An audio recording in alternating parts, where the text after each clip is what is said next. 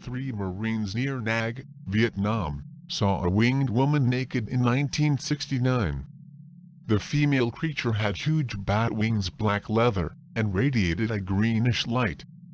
Men were close enough to hear the beating of their wings. It was in August 1969 that a man named Earl Morrison, along with several colleagues, had the shock of his life.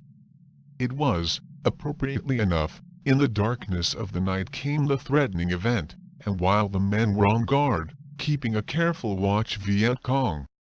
It was quiet and normal until around 1:30 a.m. was when the mood changed, and mysteriously made his presence known to the astonished men of the 1st Marine Division, the United States.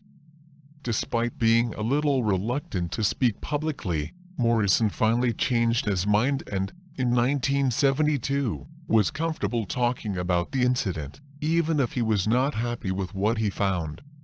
His story makes amazing reading. We saw what looked like wings, as one bat, only it was gigantic compared to what would be a regular bat.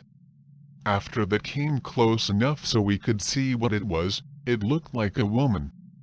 A woman naked. She was black, her skin was black, his body was black, the wings were black, everything was black but shining, that glowed in the night, a sort of greenish glow. She started going above us, and we still did not hear anything.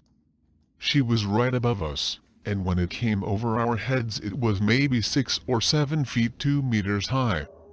Morrison continued. We saw that was directly above us, and she still made no sound of flapping wings. She hit the moon once so close it was us, and dark, looked like completely black then, but still we could define it, because she simply shone like a pure glow, and she started to go ahead of us to our camp as we saw dash. She had gotten close to 10 feet 3 meters, or less away from us. We started hearing his flapping. And that sounded, you know, like normal wings flapping. And she just started to fly away and look for a long time. One of those who took a great interest in the history of the flying woman from Da Nang was a UFO researcher named Don Woolley. His personal interview with Morrison revealed additional data, such as the appearance of the hair of the woman being dark and lank, and their wings, that may have had a light coat on them. As their arms, they seemed to have no bones. The Janet and Colin Board researcher said this particular case in his classic 1980 book, Alien Animals. Generally, our reports of winged figures describe them as men, but no indication of whether the features are, the which tells the witness definitely is a man. In view of this, we suspect that the so-called birdmen must be strictly called bird people or people bird, and that any attribution of sex can honestly be done. No, but the sighting of Da Nang not fall into that category.